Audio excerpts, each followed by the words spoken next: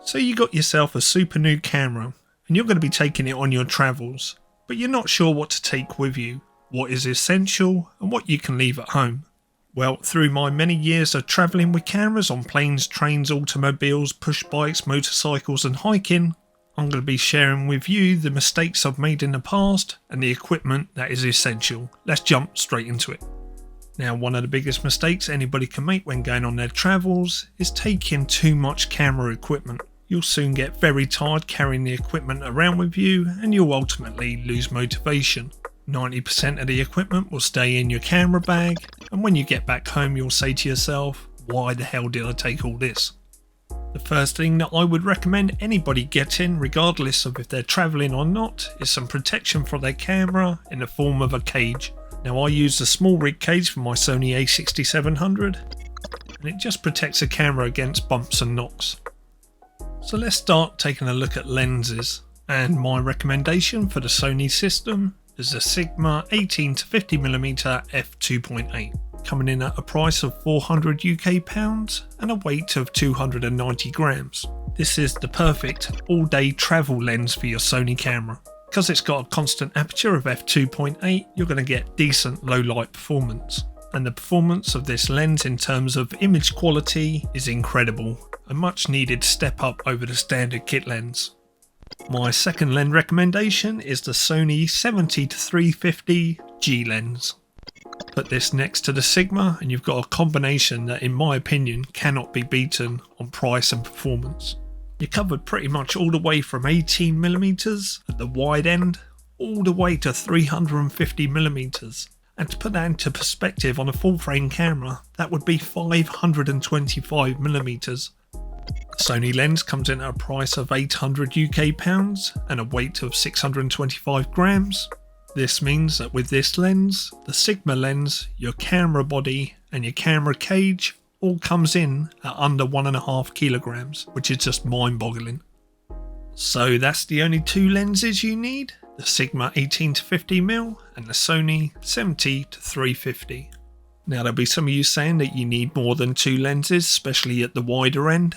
Well, that's where my third recommendation comes in. Instead of carrying a third lens with you, I recommend taking an action camera. Now, there's loads of action cameras on the market, but my preferred choice would be the DJi Action 4 Adventure Combo Pack, which comes in at a price of 450 UK pounds. It's rugged and waterproof and can get them shots when you're hesitant to get your Sony camera out of your bag. For my next recommendation, I'm going to recommend that everybody takes a camera strap with them. Now, this can be any camera strap at all. It can be the one supplied with your camera or a third party one. There's going to be times when you're travelling, when you're going to need both your hands free and you don't want to be putting your camera down just anywhere. It's better to have a strap and you can throw it over your shoulder to make sure it's safe. Now, the next thing we're going to look at is how many batteries you should take. I only ever carry 3 batteries.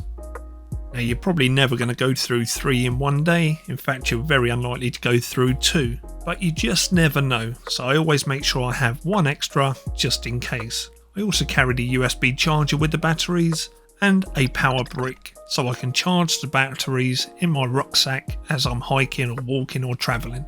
Now, the power bank I use will fully charge 10 Sony batteries, and 10 charges will normally last me about 1 week. So that means I don't need to find a power outlet to recharge everything for 1 whole week.